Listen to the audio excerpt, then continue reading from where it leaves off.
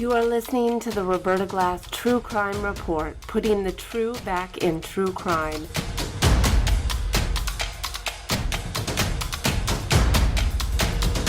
From New York City, Roberta Glass is now on the record.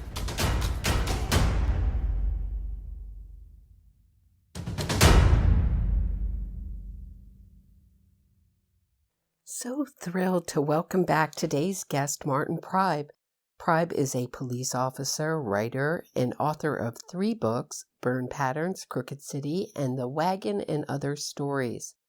A columnist for the Chicago Contrarian, Preib has been chronicling what he calls the exoneration industry in Chicago for over a decade. He's a tremendous source of knowledge on this subject and a terrific person. Welcome, Martin Preib. How did you learn about the innocence fraud? Or how did you wake up to it? A lot of it started with when you become a police officer. I'll backtrack. One of my favorite writers was Gabriel Garcia Marquez, the magical realist writer. And he was an amazing writer, but he was very far left. He was friends with Fidel Castro and whatnot. I remember reading an interview with him where he said that he was living in this small town, a coastal town, and he had 3 or 4 friends with whom he shared an interest in literature, and they read voraciously many of the great American North American writers like Faulkner and American writers. And then he lived in this little town, and he loved reading these writers, but he said he tried to write, but he just felt that he had no correspondence with his own world in Colombia, that everything he was reading and thinking about, he couldn't find it in his own world in Colombia. And I remember that passage so much because I always felt a lack of correspondence with Chicago. And for all the reading I'd done in college and all whatever education I had tried to obtain. And so when you become a cop, quite often that feeling intensifies. The world that you're corresponding with as a cop is not expressed very well in other parts of the city in your life. You kind of start to see that a lot of what I thought was true and the way things were is not true at all. And there's often a real shock to being a cop. So that was one feeling I had early on. But I think what tipped it was, my political viewpoints started changing. And as a cop, and I had been very left as a kid, and I started reading more conservative writers. I wrote my first book, I tried to write it in a very literary manner. I tried to write it like somebody who was a writer, almost like a writer's workshop.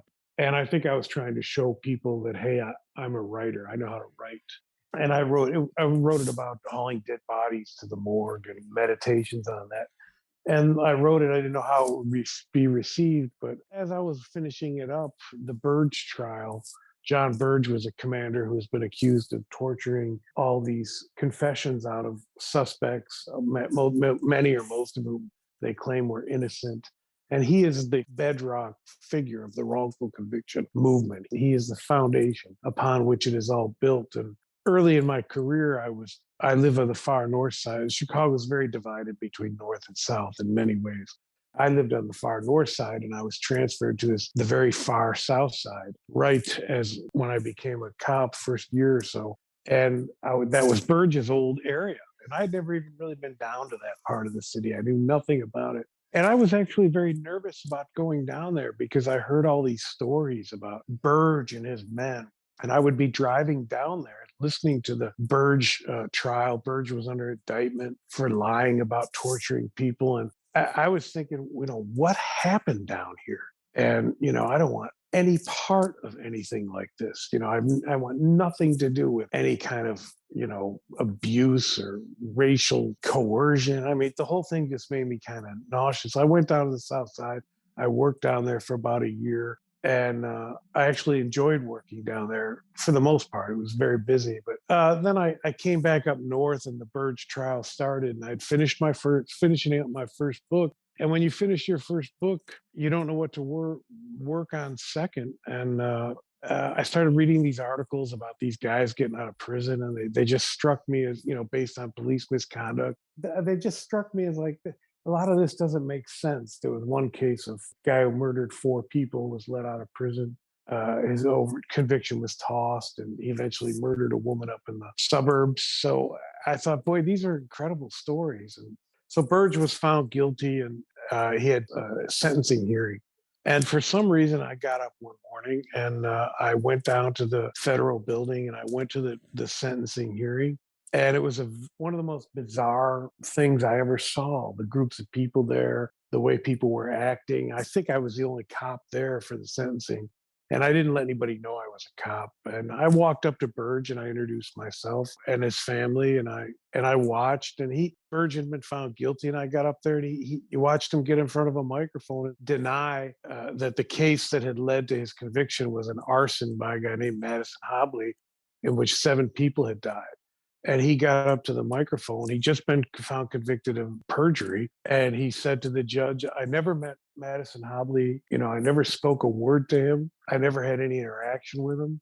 I had no connection. The closest I came to dealing with him was opening the door to the interrogation room so his lawyer could come see him. They said that's the only interaction I ever had with this guy. And I just thought to myself, well, why would this guy get up and lie to the judge? It just didn't make any sense to me. So I walked up to his attorney. I asked him, he started telling me about the seminal case, which was the murder of 2 police officers in 1982 by Jackie and Andrew Wilson. And that was it. I started reading the case files and I started talking to the detectives from that era. And I started following the cases from the narrative point of view of the detectives. In other words, I looked at the cases and I tracked how the detectives investigated the case, sort of the chronology and step by step.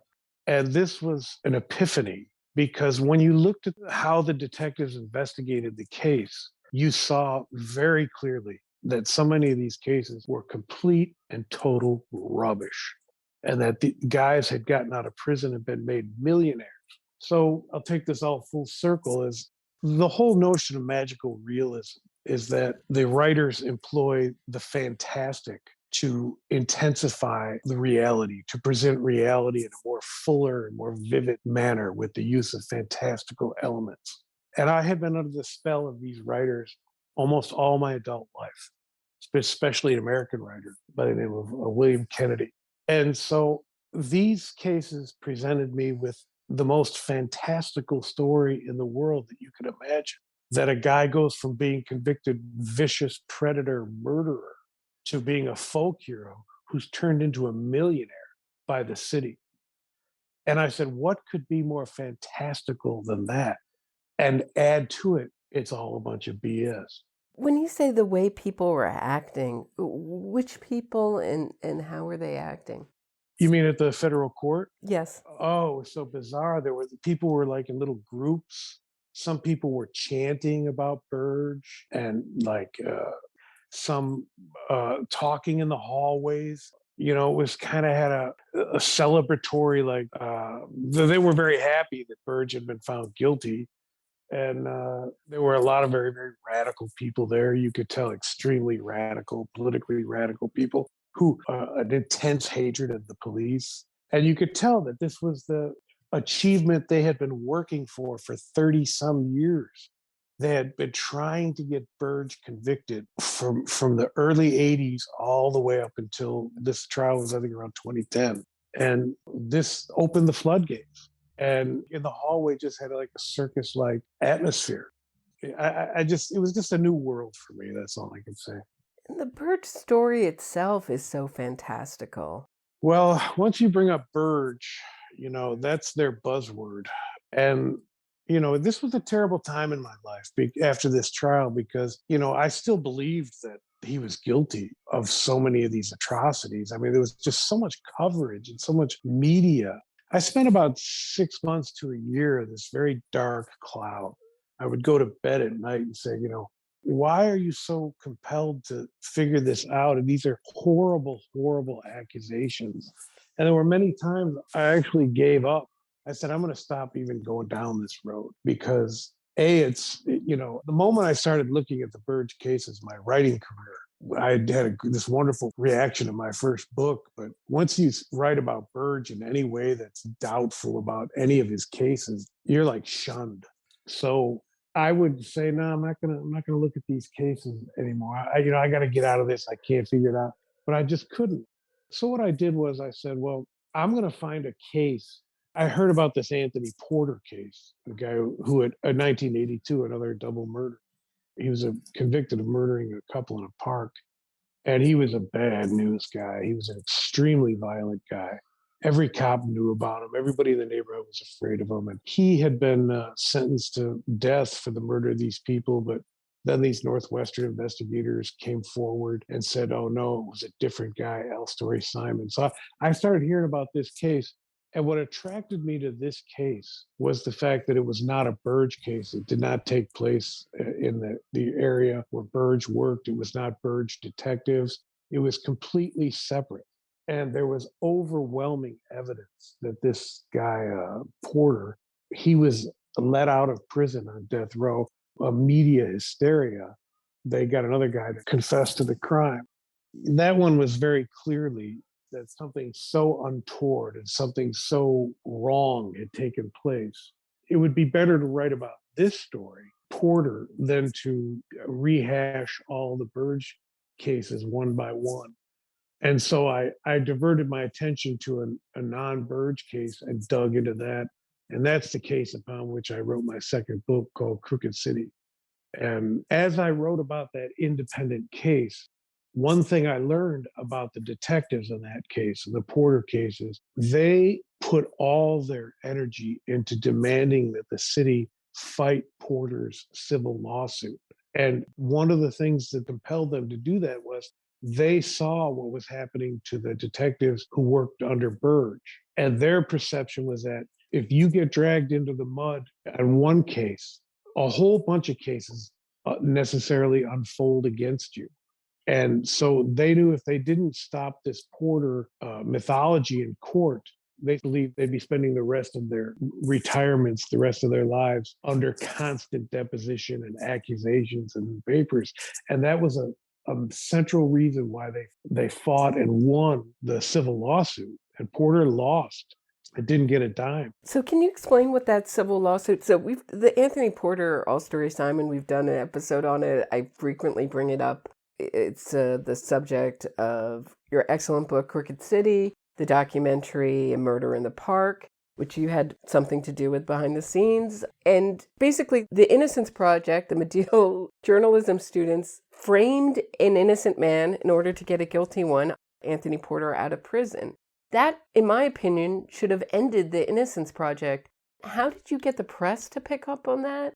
And why do you think that didn't really cause a dent into the Innocence Project? The first part of your question is we never did get the media to pick up on it. We spent a long time confronting the media with so much of the evidence that we felt that this was totally ludicrous. And we couldn't get anything from it. So what we did was we focused on the Cook County State's Attorney, Anita Alvarez, at the time, and we brought the evidence to her. And she had created this conviction integrity unit, which was really a unit that was designed to in favor that the exoneration people would use to get their guys out to confront the prosecutor and say, this is a bad conviction. You need to get this guy out. Well, she took a review of the Porter case, which was at this point L. Story Simon's case, because he was the one in prison. And she conducted a year-long, very intensive review. And it was a kind of courage that you don't get very often, certainly not under current Cook County prosecutor, Kimberly Fox. But she came out and she said, we can't be certain that this guy is guilty. How this took shape is highly suspicious. We're going to vacate his conviction, and he was let out. So only then did the media cover it. But even then, they never dug deep into the repercussions. As you said, why didn't it end the exoneration movement? Why wasn't there a widespread review of all the cases that influenced? The Anthony Porter exoneration was the justification that Governor George Ryan used to let out four men off death row. He let them out of death row, pardoned them. They all made huge settlements, and he placed a moratorium on the death penalty. And if you read his speech, you listen to what he said at the time, he used the Porter exoneration and Northwestern's investigators as a justification to do this. So why won't the media look at it? Well, I don't think we have much of a functioning media in Chicago. The media is a very activist institution. It's one reason all this developed in Chicago, my feeling is that because Chicago is a one-party political system, and so is the county, and so is the state. So, Chicago is a shining example of how wise the founding fathers were when you don't have a system of checks and balances. When the media and the activists and the politicians are all on one political faction and they're all guided by that, the institutions crumble very swiftly and very devastatingly. And so they never have been forced to turn around and be accountable to ask the central questions from the Porter case to so many others. So I just began writing about it and confronting the media and confronting the cases. And eventually people encouraged me to run for the Fraternal Order of Police, the police union, and to continue the crusade there. But, it's a sad irony that even the police union doesn't really want to dig into this and get to the bottom of it. Even the police unions don't, everybody in this country has turned their back on all this evidence, except people like you. And it's like Livy says, we can no longer endure our sins nor their remedies. I mean, to get to slowly unfold all the evidence that so many of these exonerations are completely bogus, it's monumental at this point, and it undoes the fabric of so much that's around us. And it's also an extremely lucrative industry. And who knows where the money goes? Who knows how it flows into the political system, how it builds the careers of journalists. It's monumental. But I think that people are starting to realize how corrupt the media is around the country. And they're quickly losing their ability to convince anybody. It's almost getting to the point where if you're vilified by the media, it's almost a positive thing for your character in some ways. Have you seen the musical Chicago? That goes back 100 years, and it's describing exactly the same phenomenon that we're talking about, just from the journalism point of finding a murderer, writing a story of innocence, and selling it to a jury. Unfortunately, this was pre-conviction, so they get these murderers off. It's not exactly a post-trial litigation, but it's the same phenomenon. I guess what I'm asking is this an American phenomenon that journalists get awards for writing the wrongfully convicted story, that's the winning story, and the rightfully convicted story isn't much of a story? Is that why we're seeing so much of this?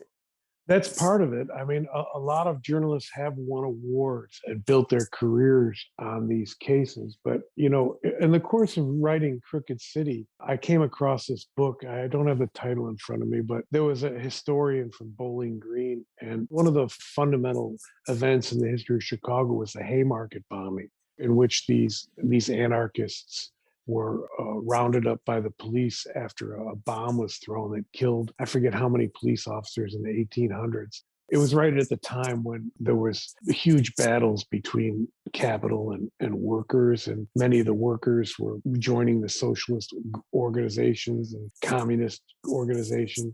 And it was a terrible bombing. And the left had written about this bombing and saying that it had led to this police state of violating of rights, and that most of these guys, including the central guy who was blamed for it, was executed, was innocent.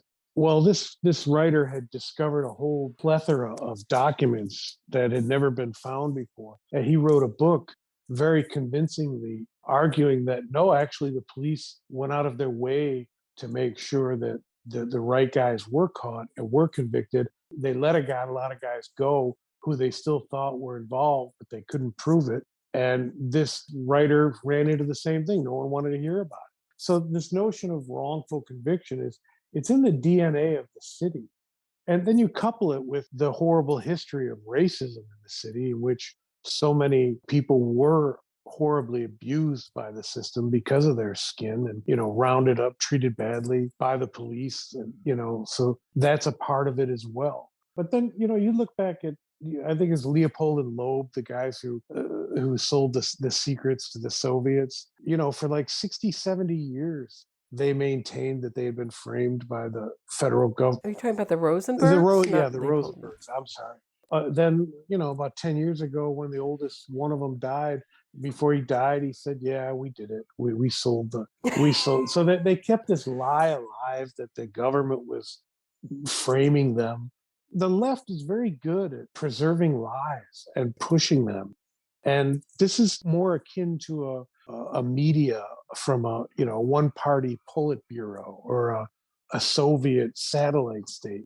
And that has creeped into the country for a long time. It's just that it really caught on to Chicago so well, I think, because, first of all, Chicago is a very powerful city in the larger landscape of the country. There's a lot of things that make Chicago and Illinois powerful: the number of electoral votes, the unions, the money, the industry, the mob that came out of here. So the fact that it's a one-party system made Chicago the most attractive place for something like the wrongful conviction, the exoneration industry to flourish and to become out of control. That's why I tell people Chicago has become sort of a cancer on the larger on this country.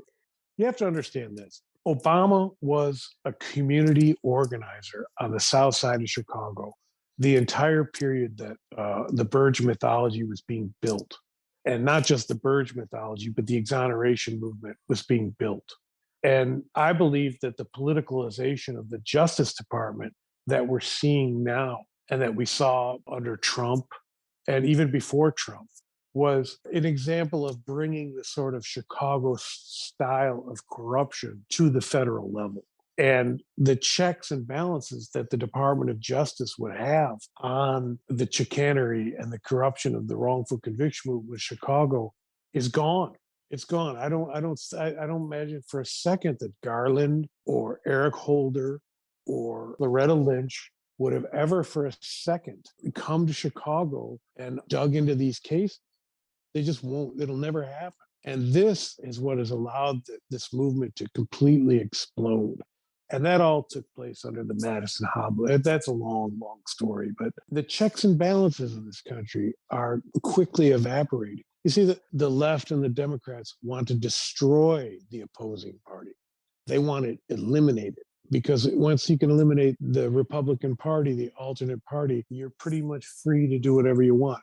And this exoneration movement is a fundamental strategy of doing that. And the Republicans sat on their hands and never defended the police, never defended the detectives in so many of these cases. And it's come back to haunt them. And the way I see it, people have to wake up to how the country was supposed to be designed. That I believe this notion of checks and balances was probably the greatest political idea in Western history. It's quickly, swiftly, and very corruptly being eroded and attacked. And I'm not real hopeful a lot of the time about the direction of the country. Wouldn't you say these DAs, I mean, they put in these DAs that are so far left that they're not prosecuting anyone? Speaking of checks and balances, like Kimberly Fox, you have in Chicago, Chesa Boudin in San Francisco, Larry Krasner in Philadelphia. I think I'll go on and on. St. Louis as one. So you talk about checks and balances. I mean, wouldn't you say that these DAs are way farther left than their constituents? But this is part of the slow encroachment, though. You see, first, they vilified the police, and they turned the police into criminals and the criminals into folk heroes. That's one of the first steps. Then they move on to the judges. They'd intimidate the judges. And the judges who don't vote for these exoneration cases or question them, they get them voted off the bench. They get these incredibly ludicrous news stories and attacks against them. Then they go after the politicians. They go deeper into the criminal justice system until they can control the prosecutors themselves. When Soros saw that Trump so unexpectedly win, I believe that the number one reason why the left went to such lengths to get rid of Trump and make sure he didn't win the second election was because of the Department of Justice. They had to maintain control of the Department of Justice. So I think Soros realized that one of the most powerful controls you can have is prosecutors in big cities. And with a prosecutor in there, that helps control that city. It's a kind of aggressiveness that the left has that the right never has. One of the most incredible things that happened in Chicago was there were all these exoneration claims that Anita Alvarez, the last prosecutor, she laughed at and said, no way, these guys are guilty. We're not taking these up again. Well, she gets voted out by Kim Foxx, who got millions from Soros. And before you know it, she's letting these guys, she's opened up the doors to the prison. These guys are getting out. These are heinous, heinous murders, horrible murders, and she's letting them out. That's how fundamental the transformation is.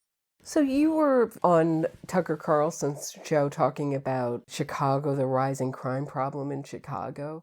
What place does this exoneration industry have in the rising crime problem?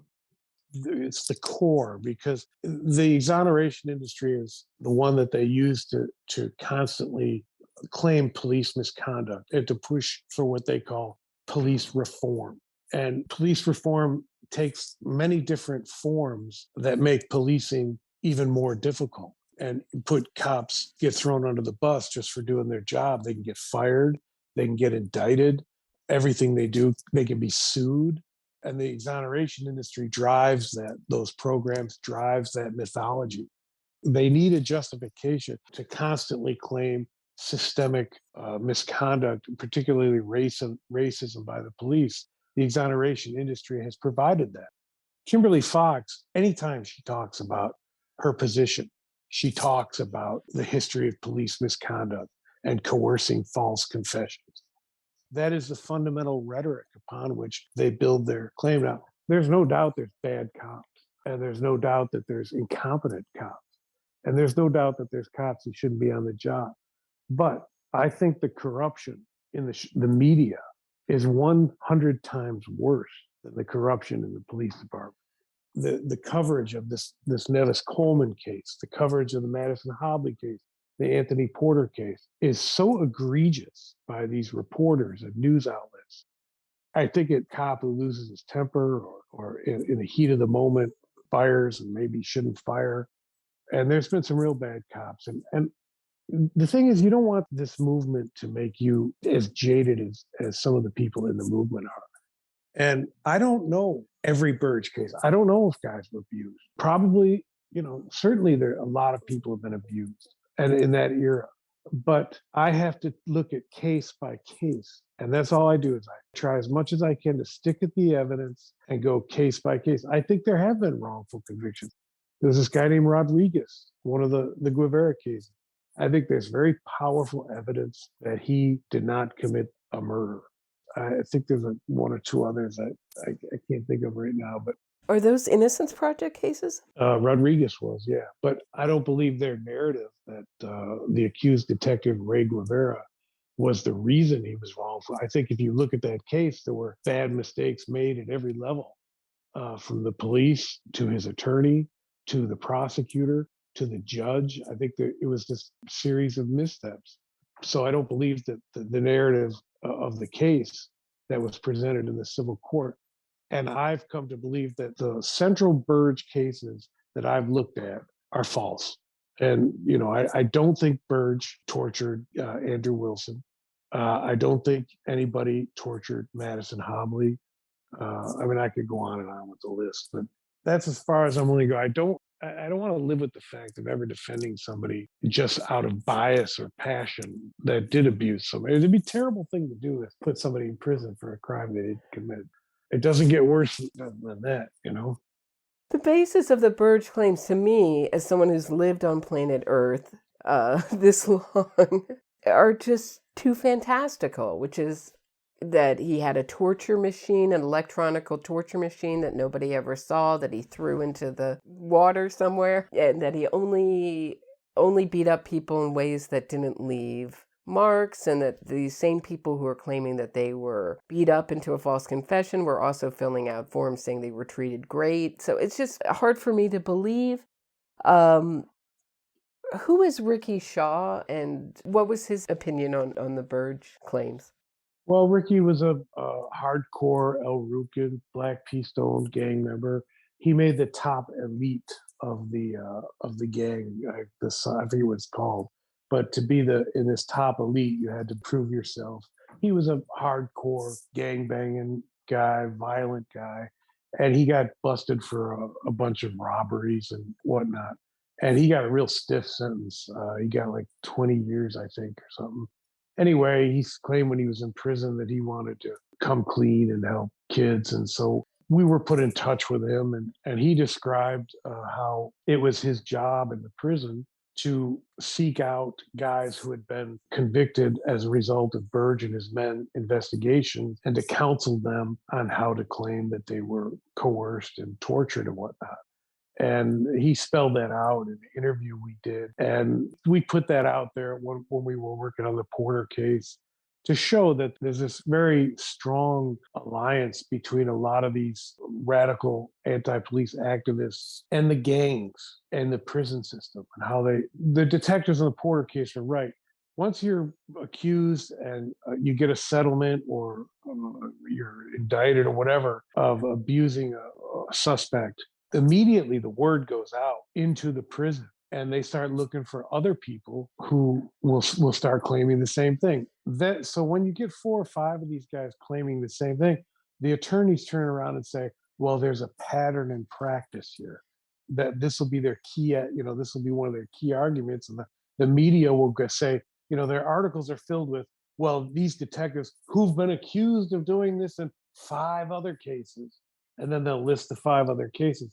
And this is a strategy. But going down the Burge road is futile, because Burge is such a buzzword and it's such a long history. There's so many cases. What's happening in Chicago, which is most fascinating right now, and you can tell it's so fascinating because not one word of it will be written by the Chicago media. And this is true with the Nevis Coleman cases. Once they exhausted a lot of cases against Burge, they went after a second generation of detectives. And they'll call them a Burge detective if they say they worked in the same building as Burge for, even a few months. And so, when you work in a district or a unit or something, and there's a commander, you often maybe talk to the guy a few times. You see him. It's not like this daily interaction. It's not like he's training you all the time on everything. So their buzzword to say is this second generation of detectives. Well, they were Burge detectives because they worked in the same area with him for a couple of months. Well, this is what they've done with this second generation of detectives. The problem that the exoneration industry is facing with these detectives is Burge and his men realized they didn't have a chance to testify in these cases because their lawyers told them, if you testify, you're putting yourself at risk for perjury. What does that mean? So does that mean that the detective would not remember the details of, because they've arrested maybe so many people, that they would get a detail wrong and then testify to it and then be convicted of perjury? Is that what you mean? I mean, how is perjury so central to these detectives being asked to take the fifth? Well, they never could convict Burge.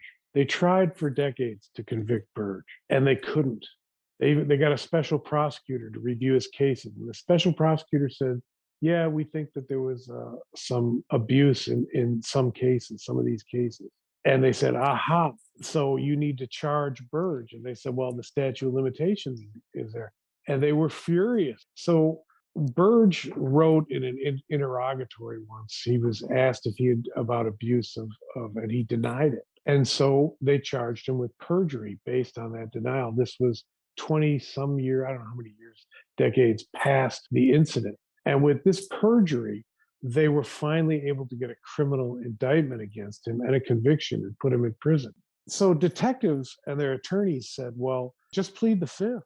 The detectives lost trust that they would be fairly treated in a lot of these cases. They privately would maintain, this is all nonsense, this is all BS. And I've spent many a day at a bar, a diner, on the phone talking to these guys about how much they wanted to testify, but they couldn't because their detectives, their attorneys recommended they didn't.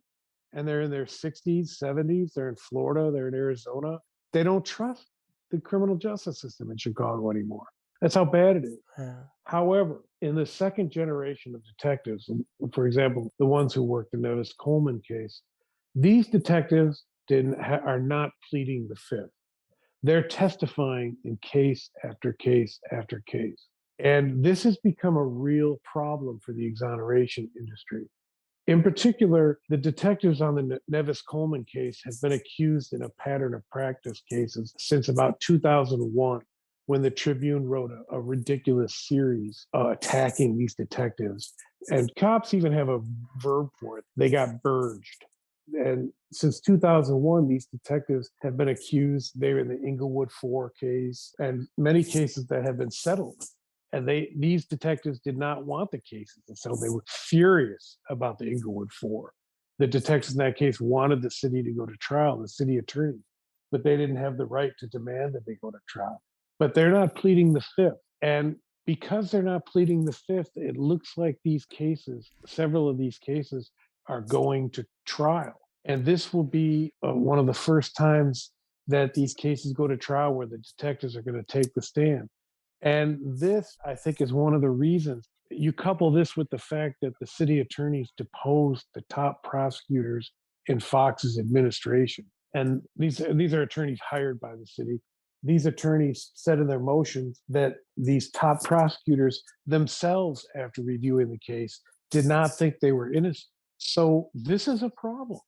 This is a problem for a huge body of these cases, that if this goes into trial and they get a fair trial, that you could finally have some of these big cases completely destroyed in court. Will it get there? I don't know. But the courage of these detectives, to me, is so admirable. And every time they testify on cases that are 20, 30 years old, they're really putting themselves at risk, because if they make a mistake in their recollection, that could turn into an accusation of perjury. Right. They have to remain highly consistent. But this is the drama that's unfolding in the federal courts in Chicago on 3 or 4 major cases. Which ones come to mind? I would say Tyrone Hood and Nevis Coleman are the biggest. Are these in the civil Yes, cases? these are all civil. Those are both people who've gotten out. Nevis Coleman and Darrell Fulton were two people that are success stories of this industry. Why do you believe the detectives and the jury got it right in that case? Well, the evidence is just so overwhelming. The victim had changed gang alliances or whatnot. She was at a party with these guys. This is Antoinika Bridgman. Yes, and she was last seen leaving a party with Nevis Coleman. And then several days later, Nevis Coleman and another guy called the police about a terrible body they had found in their basement, a terrible odor. So how did Antoinika Bridgman's body end up in his basement? A pole was shoved through her vagina, and a cinder block brick bashed into her face so hard that some of the remnants of the brick were found in her stomach. It was a horrible, vicious murder. How did she end up in his basement? Wearing the same clothes that she wore at that party, and he was the last person. He was seen walking her home from that party. Yeah. But they retested their famous retesting of the DNA, and there was DNA in her panties that matched an unidentified, what they call a serial rapist. Yes. So was the claim that this serial rapist did this crime alone and put Antoinika Bridgman in Nevis Coleman's basement? Is that their assertion? Well, that's never really been truly ironed out, that irony, how she ended up in his basement. It wasn't Nevis, it was this other guy. The detectives and the prosecutor who worked the case at the time, they said Antoinika quite likely sleep with a lot of guys. And that DNA on her panties could have been 2 weeks old. So that test never really swayed them. And it clearly didn't sway the top prosecutors in Fox's administration who reviewed the case. And according to the attorneys, those prosecutors, once his conviction was vacated, they wanted to retry him, but they didn't. And when they were confronted with saying, why didn't you retry him? They had excuses like, well, resources and whatnot, but they never wavered from the fact that they thought he was guilty. So there's all kinds of explanations about why there was that DNA sample on her panties that don't exculpate Fulton and Coleman. And the Innocence Project's movement has become very good at using DNA samples to claim, aha, innocence. When the DNA sample that didn't come back to Fulton or Colson only indicates that the DNA sample did not come back to Coleman or Fulton. It doesn't necessarily prove anything else. Was there a third person that they wanted to charge but couldn't in that case? Yes, there was a third guy they tried to build a case against, but prosecutors felt they couldn't build as good a case against him. So he walked on the case. But in the course of the investigation, if you read the detective's file, you'll read that, while they were investigating these two women who were at the party and were friends with Antonica, they pulled the detectives aside and said, we're afraid of Nevis Coleman. We're afraid of these guys. They're really bad news. We think the worst of this. And then you read the newspaper articles that the Tribune put out with Greg Pratt and Eric Zorn. And they're painting this guy like this wonderful guy who worked for he's a groundskeeper for the. And he got his job back. He got his job. I had some very hard words. I was at the FOP at the time, and I had some very hard words with some of the PR people at the White Sox. I still to this day can't believe that. It's a big problem now. The Nevis Coleman case is very fascinating. You ask, why didn't the Porter case lead to more journalistic scrutiny? Well, don't you think if Fox's own top prosecutors think these guys were culpable, don't you think there would be some journalists knocking on Fox's door saying, hey, this woman was brutally raped and murdered? And even your top guys don't think he's innocent. Why didn't you retry it? Mm-hmm. This is a young woman with her whole future at him. Where's the media hysteria? So one detective did want to talk, Kenny Boudreau, yes, about the Nevis Coleman case to ESPN. And I believe you talked to ESPN as well. What did ESPN do with Boudreau's interview and your interview? They called me down to a hotel. They said, we want to get to the truth of this. They had a writer who wrote an article, and they had a video, I think it's called 2020 documentary. And they asked to interview me about the Nevis Coleman case. They wanted to hear my side of the story. And Kenny's, and they also interviewed the prosecutor who tried the case, Brian Sexton. So we went down there, and by their questions, I could tell they knew very little about the case. They knew very little about the movement. And I had my doubts about it from the beginning. Well, the video went right along with the notion that, he's innocent, and they slipped a moment in there too of Sexton saying, I believe he's guilty. They didn't run 1 second of my interview. They dragged me down there the whole day, and they didn't even run 1 second of my interview. But the written version of it was way more in the arena that Coleman was guilty. And they even interviewed the family, the boyfriend of Antonica, who said, yeah, this is completely dirty. He strongly condemned the exoneration. But the 2020 one, which most people read, was put out there and was a travesty. They really didn't know what they were doing, and they really wanted to preserve this, this wonder. Everybody loves these stories about this innocent guy getting out of prison, going back to the sports, and it's just another example of the kind of journalism you expect around these cases. Do you think that if the journalists were better, that the exoneration industry would have a harder time of it? Yes. I think if there were serious journalism in Chicago, this whole thing would have never gotten off the ground. But this whole movement, I think it's a sign of a cultural demise in this country. I think more than any other country in the world, America's great writers, they didn't come from universities. They didn't come from the intelligentsia or from the academics. They didn't come from the professional classes necessarily. They came from journalism. The great American writers, I think this is one of the most wonderful things about American literature is that these guys came up, Hemingway said the benefit of journalism is that it teaches you how to write a simple declarative sentence. And that's so true. It's the training ground of American writers. But I think it's been replaced by these professional journalists, these kids who get these degrees in journalism, and these journalism schools, I think, are largely indoctrination camps of the left. So I don't really think we have a real viable functioning media in this country. And I think the exoneration industry is a perfect example that it doesn't work, that it doesn't exist. Because, like I said, most of the cases I've looked at, you take a cursory, just the Nevis Coleman. Well, how did she end up in his basement? What are the chances that he was at the party, seen leaving her, ends up dead and raped in his basement, and he didn't even know about it?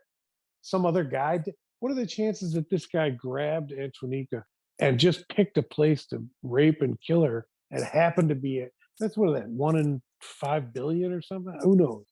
The Porter case, the Madison Hobley case, one after the other, simple, basic, elemental facts that the detectives uncover that just, refute these cases are completely ignored or glossed over. They ignore whole section of these narratives of the evidence, and they put it up there and call it reporting. And I think to answer your question is none of this would have gotten off the ground if the journalists had been doing their job, particularly in the Porter case, particularly in the Jackie Wilson and Andrew Wilson case. And it's very interesting to watch the period from Andrew and Jackie Wilson being caught in '82 after they shot the 2 police officers, Fahey and O'Brien, and their supporters. For many years, they tried to push the torture stuff, and they got nowhere with it. The famous columnist, Mike Royko. I mean, Mike Royko met with some Burge people as this case unfolded and got really caught in the media.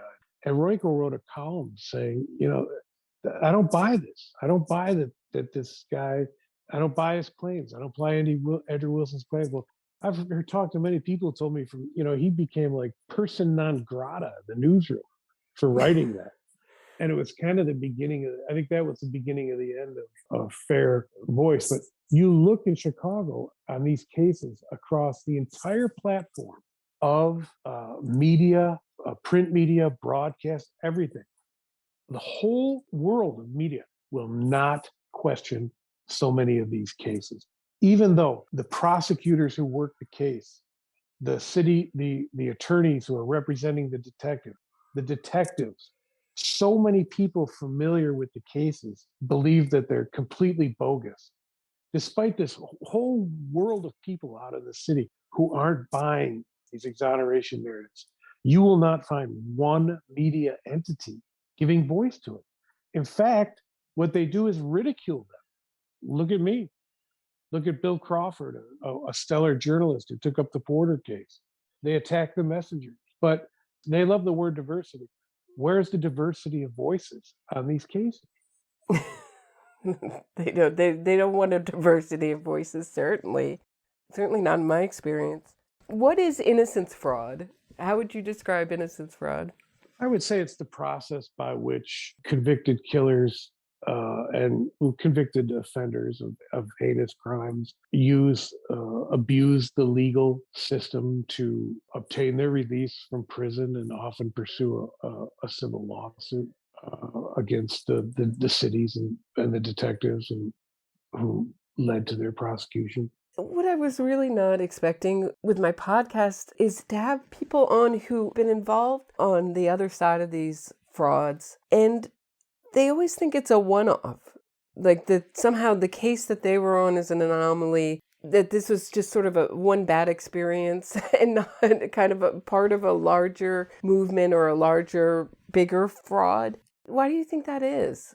Well, that's a very, very good question.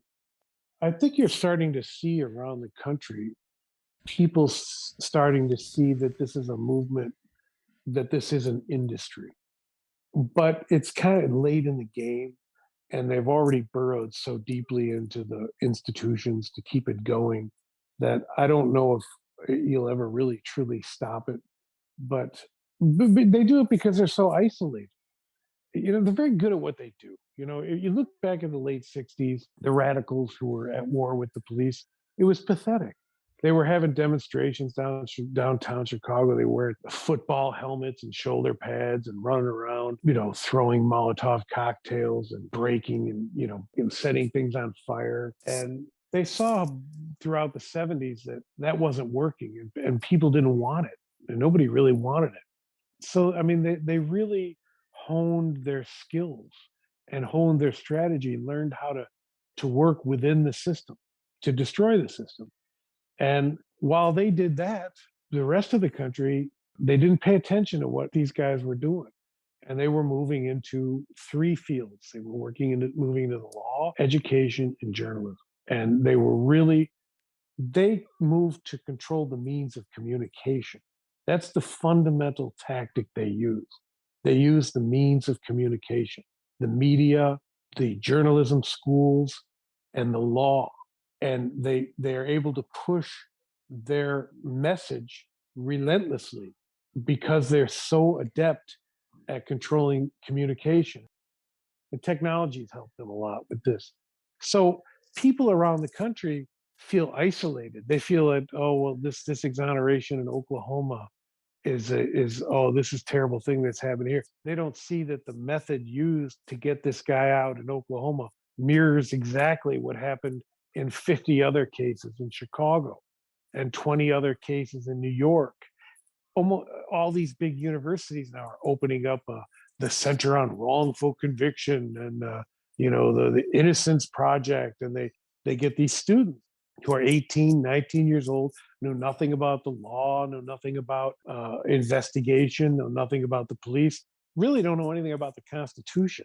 I mean, it's one thing to read the Constitution, but it's another thing to be a cop and to try and adhere to it.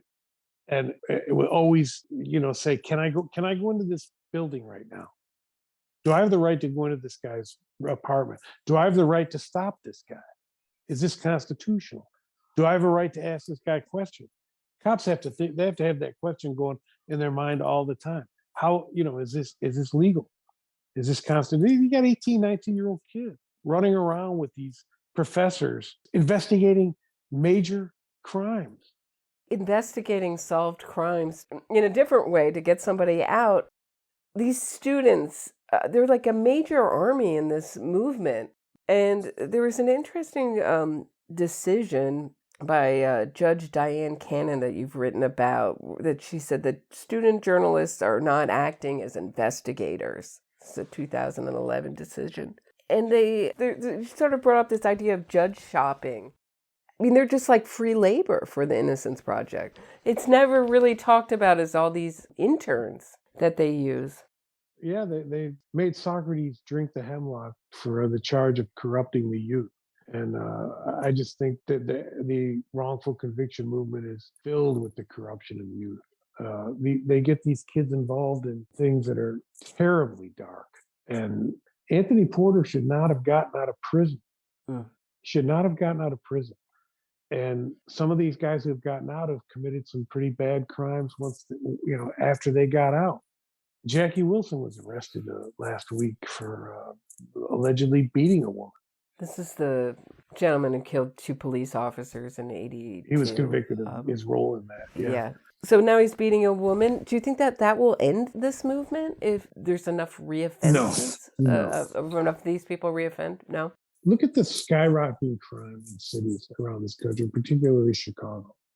Just out of control, roving bands of criminals, carjacking, shooting, gangbanging. And what is the only thing that anybody in the intelligentsia is talking about? Police reform. What do you mean police reform? It's chaos out here.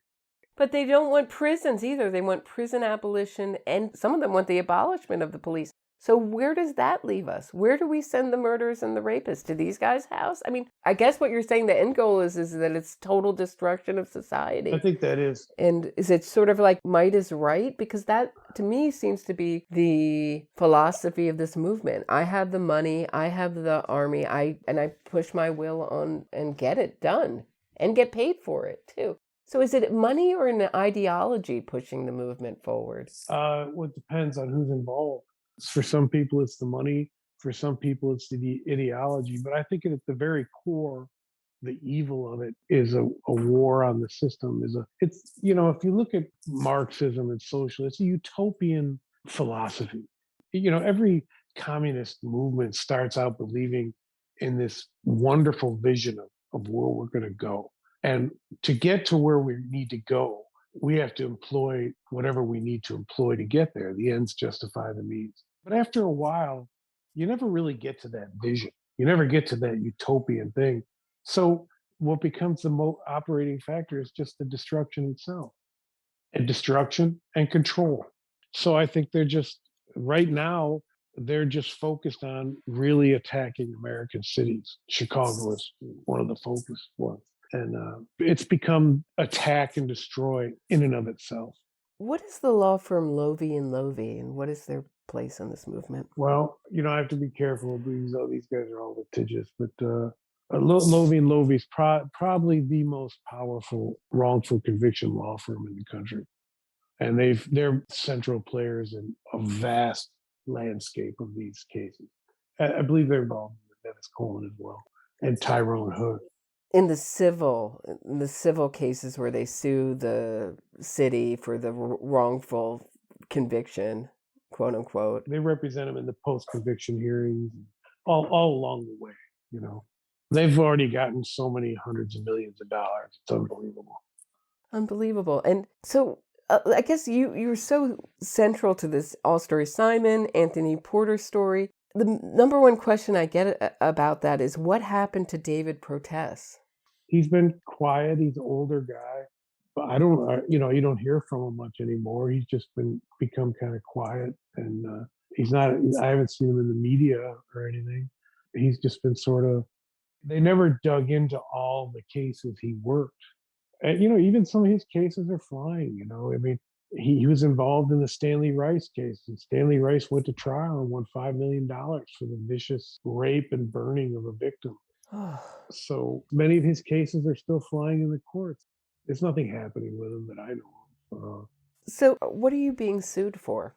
One of the people involved in the Porter case was a private investigator, Paul Cialino. And when All Story Simon got out of prison, he filed a lawsuit against Northwestern, David Protest, and Paul Cialino in federal court. And that case, Northwestern and Protest settled with Simon. So Simon's attorney just dropped the case against Cialino. In the course of all this happened, he'd filed a counter lawsuit against, I think it was 8 defendants, saying that we trumped up this narrative against him as a war on the wrongful conviction movement. I haven't read the lawsuit in a long time. It got tossed from federal court, and then it went to local court. The judge tossed it, went to the appeals court. They reinstated it, went to the Supreme Court. They kept the reinstatement. So now it's going through the regular courts. They're trying to keep the Porter narrative alive. I don't know how much more I should say about it right now. Okay. But I'm very hopeful that the media, in the course of what happens in the case, that the media, there'll be some accountability for the media in the trial. And last time we were talking about Jussie Smollett. The public was outraged when the charges were dropped against him. Do you think that was helpful in getting some attention on Kimberly Fox and the way she operates in Chicago? Not really. I think in the end, it was a huge deflection. And I think that the media quickly saw it as such, because this wasn't a serious crime. Nobody was killed or anything. So the media has just run wild with the Smollett case. I mean, it's dirty what she did, and she should have been investigated much more than she was. But the benefit of it was that it allowed the media to act as if they were investigating, as if the media should, while they ignored the real horrors of her administration and letting out all these guys. Salachi Reyes, Nevis Coleman, Mason, a bunch of other guys. She let them all out. And there was a code of silence in the media about this highly suspicious reasons for her to do some of the evidence that she should not have done so. So I think the whole Jussie Smollett case in the end became a wonderful deflection for the media to still pretend they were doing their job. I mean, it's an important story and everything, but it's not a vicious murder of a child or of anybody. And so it's allowed her to move on and keep doing what she's doing. I don't think she even really ever was that worried about it, to be honest with you. Who do you think is seeing this fraud and not talking? Do you think there are people who really are watching this and just not talking, who are seeing the patterns of this movement and just not talking? And who do you think they might be? Oh, I think so. I think so for sure. I mean, when I was investigating the Porter case, I talked off the record to people at Northwestern, reporters, or professors who just assailed protests and the things that were happening there at Northwestern. I also think the city of Chicago has approached these cases in a very schizophrenic manner. The whole process of the exoneration industry is to take a case out of the courtroom and into the court of public opinion, where the media has the dominant voice. So you just read the motions from the city law, the city corporation council. These big exoneration cases, they contract them out to, like, there's 4 or 5 main law firms in the city that represent the city and, in a way, the detectives. And these cases drag on for decades, sometimes in the courts. And these law firms are, getting paid to represent the city, and then they settle a lot of the time. They did, particularly Rahm Emanuel's administration. But you can tell by the motions filed and the arguments posed by these law firms, they're not buying these exonerations in many of these cases for a heartbeat. And they're making bombshell allegations in these cases. Like, for example, them uncovering the fact that Fox's top prosecutors don't even believe a lot of these exonerations. This is massive claims in huge cases. Yet the city, the mayor, and the aldermen, they don't get in front of the media and defend these people. They just sit around and they vote checks for them time and time again. Comes before the city council, and the day or 3 days before, the media does their obligatory story about this guy is, he's innocent and everything. And the aldermen and everybody reads these stories. They don't look into it. A lot of them don't. Some do, but they don't look into it. They just then somebody from this corporation council will get up in front of the committees and say, well, they won't tell the aldermen that, well, we got all this evidence. This is complete bogus. But they'll say, if we lose, it could cost us more. So we think it's better if you settle for this lesser amount. And they all go, oh, okay, guys, good. Well, the detectives are in the background going, oh, yeah, really? And each exoneration or each settlement only leads to a host of others. Once you get one detective besmirched, it's not like they go away and never come back. I mean, the revenue stream is open. So I think that there's an utter and complete failure of the city. The law department, the corporation council, they've never set up a media representation, a public relations entity within their office to address these and fight these cases in the court of public opinion. And what's happened in this country is a massive spoiling of juries, tainting of juries. The police have been so vilified in Chicago and other that they now march into these cases and trial and spin these narratives about torture chambers and just like medieval stuff that is ludicrous, and people buy it because the city has not got in front of these reporters and held them accountable. And this is true with the Fraternal Order of Police.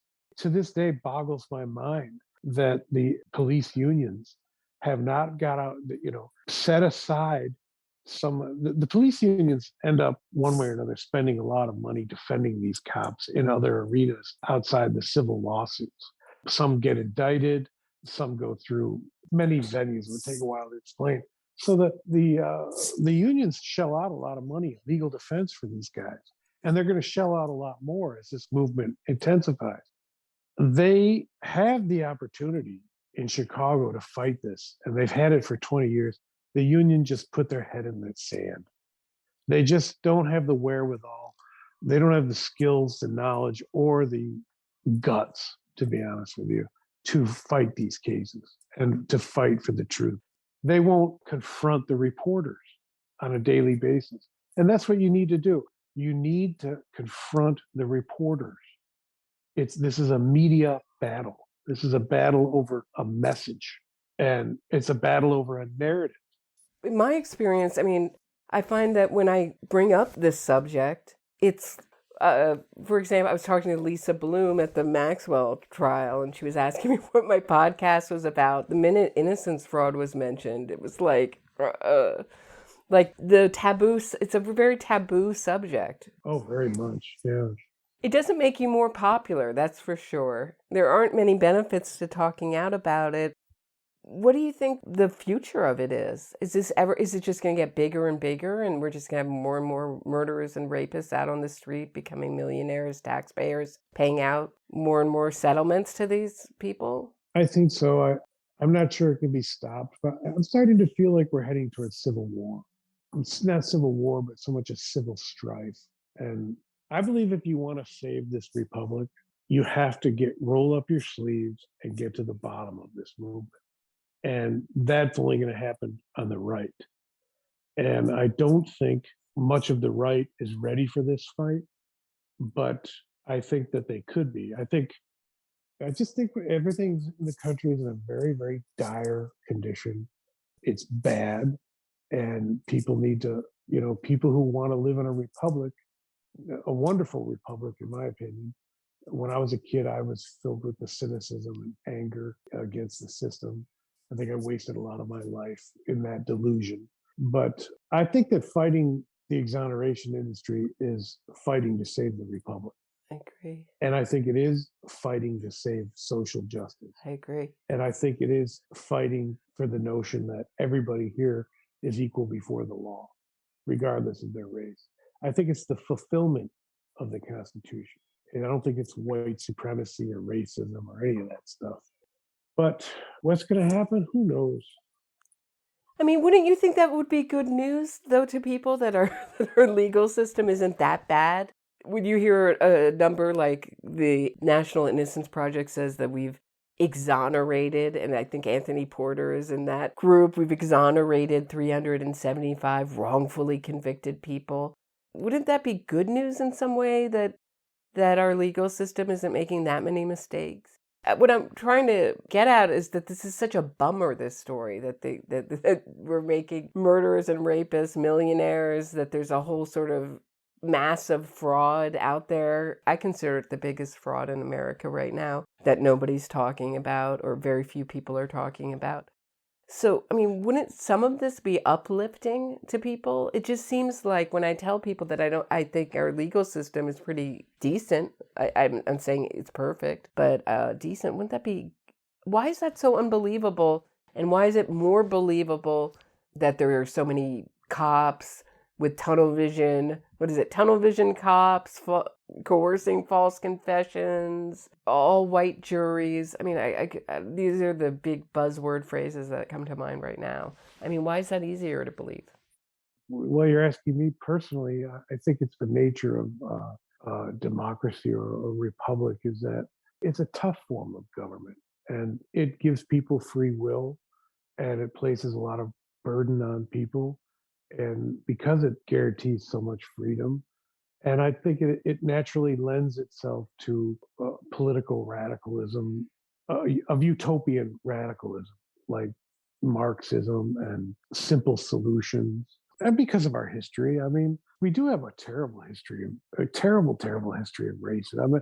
I'm reading a biography on James Baldwin, the writer, couple of his short stories, I think, are some of the best ever. And, I'm just reading what he went through. He was not a person who hated all white people or whatever. He didn't become like that. But when you read the way he was treated and what he went through, you have to wonder how he didn't become like that. The history of the country has a very dark, brutal, racist history. And people don't want to think that, hey, we can come out of that and change that. And I think we have. It made a lot of progress in that regard. So I think that the history I'll put it this way. I used to think that, the FBI under Hoover and Nixon and all those guys in the late 60s and early 70s who were ranting and raving about communism and were taking potentially illegal, unconstitutional measures to monitor these native radicals here. I used to think that they were these great villains of history, but now I always have a title. I think I've used it in a couple of articles. Is Nixon's paranoia is America's reality, because Nixon was always trying to get the FBI, and he had a kind of a falling out with Hoover, because Hoover was always watching from foreign Marx communist infiltration in the country. And Nixon was saying, no, look at these domestic kids, these kids who are becoming Marxists. And Nixon was firmly convinced that that violent revolution was imminent. And of course, the left painted him as this crazy, right-wing paranoid. And he was, maybe in some degrees, but look now, look at the cities, look at the universities, look at this exoneration movement. He was right. So true. Martin Preib, you're at the Chicago Contrarian. Where else can people find you? They can get my books off Amazon or crookedcity.org. And you're on Twitter too, right? Yeah, I'm on Twitter. Yeah, follow me. Okay. Martin Preib, it's always such a pleasure. Thank you so much. Take care.